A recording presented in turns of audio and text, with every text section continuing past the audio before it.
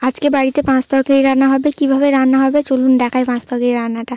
প্রথমে সবজিগুলোকে কেটে রেখেছে, ফুলকপি, সিম, বিনস, কলা, বেগুন, মূলো, আলু, গাজর। তো এই সবজিগুলোকে কেটে নিয়েছি এইভাবে ছোট ছোট করে। রান্নার মধ্যে যে মশলাগুলো ব্যবহার করছি সেগুলো বলে দিই। জিরে বাটা, রসুন বাটা, আদা বাটা, আর এদিকে পেঁয়াজ কুচি আর ছোট কাঁচা লঙ্কা। বাবা এদিকে আলুগুলোকে ভাজতে বসিয়ে দিয়েছে কড়াইয়ের মধ্যে।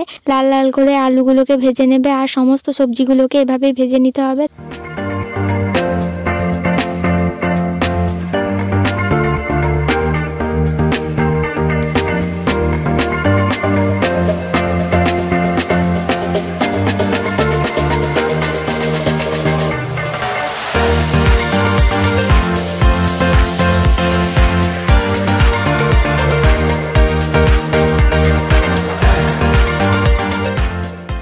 সমস্ত সবজি ভাজা হয়ে গেছে, এখন মশলাটা তৈরি করে নিচ্ছে বাবা।